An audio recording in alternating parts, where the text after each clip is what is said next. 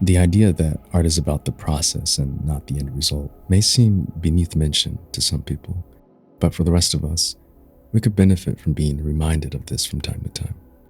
As much as I want to, I don't completely agree with the idea that the sole value in art inherently lies in the act of creating it rather than in the outcome. Since there are certainly artists that derive value primarily from arriving upon a finished piece, and maybe even after struggling their way to completion, the result they achieve excites them enough to do it all over again. And also, not to mention, the audience of your work won't gain the same value from viewing it that you do from making it. But regardless of these cases, us artists could definitely stand to loosen our grip on the expectations we have of ourselves and of our art. And a good place to start practicing this would be to stop obsessing over the outcome of the art we make. And I choose the word obsessing on purpose. I think you should certainly care about the art in the same way that you care about the other parts of the process you enjoy. A positive form of caring rather than an obsessive one. But it seems that it's all too common for artists to be prone to the latter state. A big problem with having this obsessive, results-driven mindset in art really has to do with a particular signature trait of artists, which is that artists do this silly thing where they tie the outcome of their art to their feelings of self-worth, and that whatever result they achieve must say something about them personally, especially if it's a bad one. So if we associate our artistic failings, as we define them, with determinations and judgments about ourselves, then the inverse must also be true, where achieving a positive result would somehow determine how great we feel about ourselves or our skills, and even how good of a person we suddenly think we are. Which is why it's not the best practice to always link your esteem to the often wildly unpredictable outcome of your art on any given day, since you'll have a pretty hard time sustaining a healthy art practice if your mood is contingent on things you don't have much control over. If you let a poor outcome negatively influence your feelings about yourself, you'll continue to have these sorts of thoughts and doubts until you have a great outcome, which means your positive feelings about yourself are just going to come crashing down the next time you make something you feel bad about, which is probably right around the corner.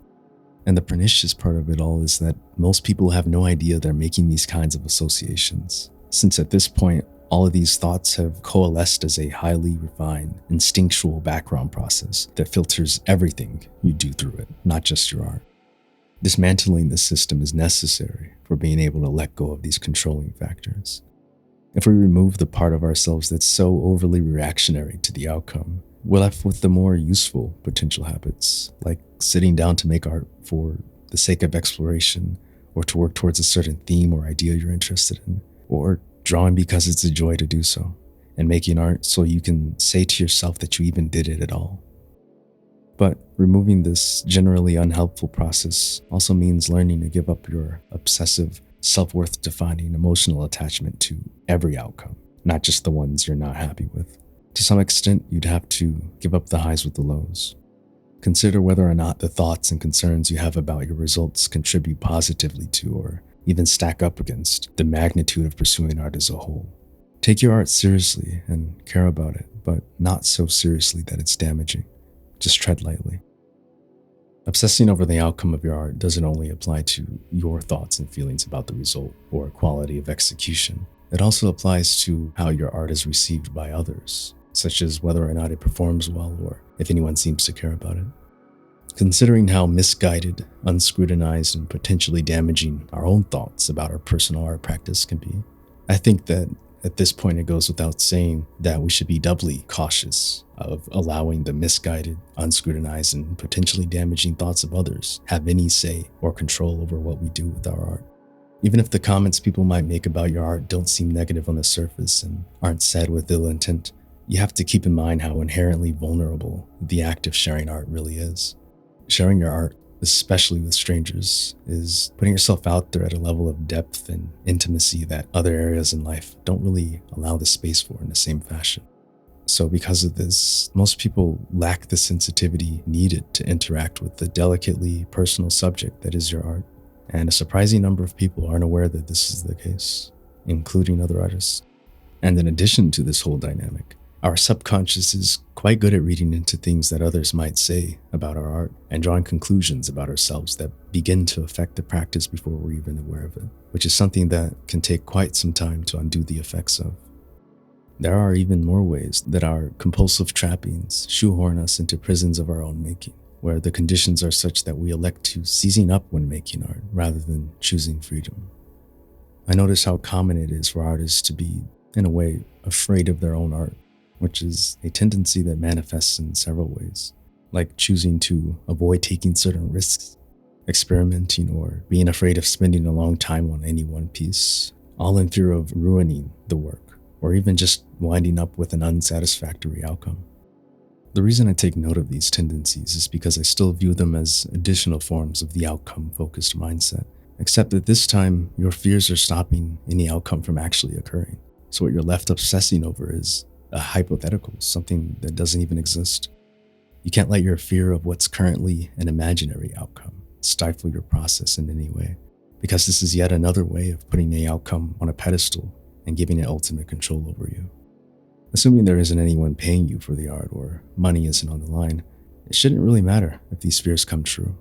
Making your art is likely not some dangerous task where your failures or shortcomings put the lives of others at stake. And if they do come true, you can rest assured that their manifestation will only occur on the page. You can walk away from the drawing unscathed, and at the very least, you'll learn something from the experience. Simply having the fear and avoiding the thing causing it won't really teach you much, at least as far as art goes. As I've mentioned before on this channel, I really believe that art has a mind of its own, and that there is very little in the process that you have control over. You can't truly control what the outcome will be, you can't control how you'll feel about the outcome, and you can't control how anyone else will feel about it.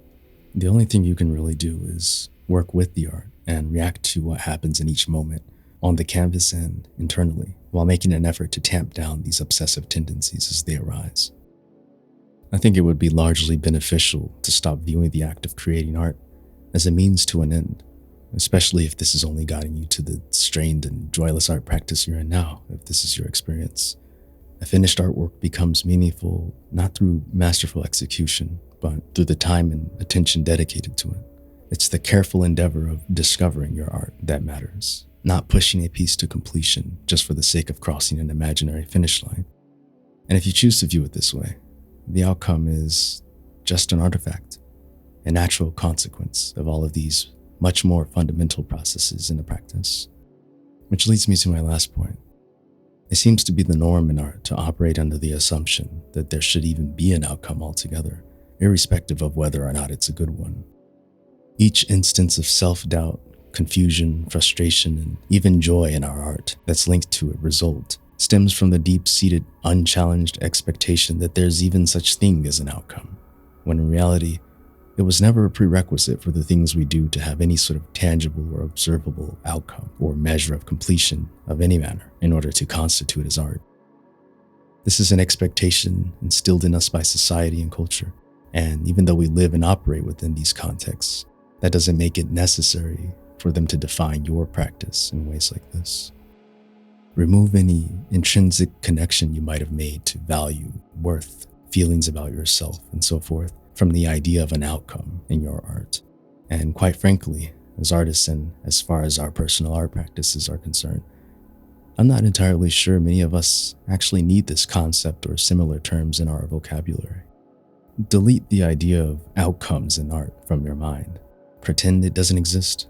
And while you're at it, go ahead and challenge all of the underlying preconceptions you have about art and investigate from where they might have originated, whether you've been engaged in art for a long time or if you're new to it, because you've likely adopted quite a few over the years just by sheer coincidence of being alive.